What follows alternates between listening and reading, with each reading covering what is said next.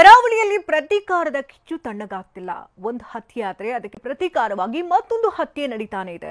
ಇದೀಗ ಸುಹಾಸ್ ಶೆಟ್ಟಿ ಹತ್ಯೆ ಬಳಿಕ ಇಡೀ ಕರಾವಳಿಯಲ್ಲಿ ಪ್ರತೀಕಾರದ ಪೋಸ್ಟ್ಗಳು ಹರಿದಾಡ್ತಿದೆ. ಕರಾವಳಿಯಲ್ಲಿ ಮುಂದುವರೆದ ಪ್ರತೀಕಾರದ ಹತ್ಯೆಗೆ ಸ್ಕೆಚ್. ಸುಹಾಸ್ ಶೆಟ್ಟಿ ಆಯ್ತು, ಇದೀಗ ಮತ್ತಿಬ್ಬರು ಟಾರ್ಗೆಟ್.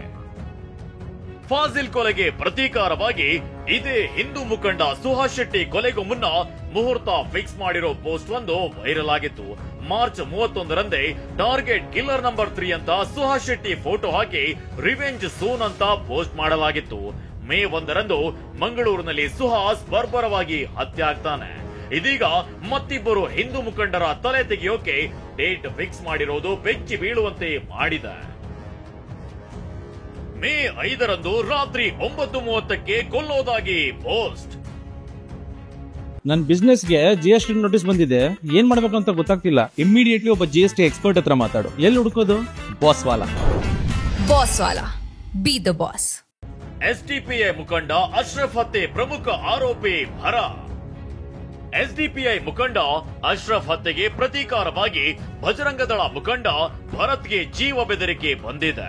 ಅಶ್ರಫ್ ಹತ್ಯೆಯ ಪ್ರಮುಖ ಆರೋಪಿಯಾಗಿರೋ ಭರತ್ನನ್ನ ಕೊಲ್ಲೋಕೆ ಡೇಟ್ ಫಿಕ್ಸ್ ಮಾಡಿರೋ ಪೋಸ್ಟ್ ವೈರಲ್ ಆಗಿದೆ.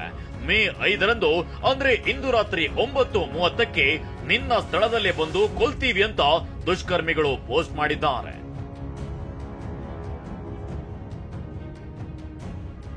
ಇದಿಷ್ಟೇ ಅಲ್ಲ, VHP ಮುಖಂಡ ಶರಣ್ ಪಂಪ್ವೇಲ್ಗೂ ಹತ್ಯೆಯಾಗೋಕೆ ತಯಾರಾಗುವಂತ ಬೆದರಿಕೆಯನ್ನ ಹಾಕಲಾಗಿದೆ.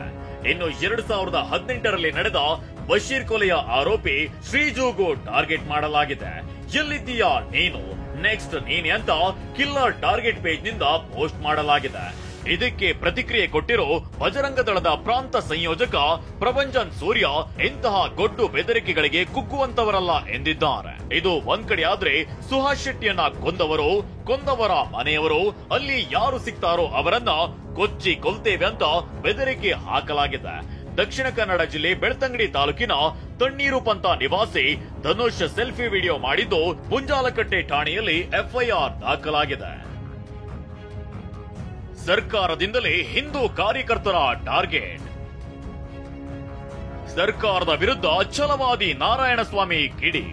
ಮತ್ತೆ ಮೂವರನ್ನ ಟಾರ್ಗೆಟ್ ಮಾಡಿರೋ ಬಗ್ಗೆ ಮಾತನಾಡಿದ ಛಲವಾದಿ ನಾರಾಯಣಸ್ವಾಮಿ ಸರ್ಕಾರದ ಕುಮ್ಮಕ್ಕಿನಿಂದಲೇ ಹಿಂದೂಗಳ ಟಾರ್ಗೆಟ್ ಅಂತ ಗಂಭೀರ ಆರೋಪ ಮಾಡಿದ್ದಾರೆ.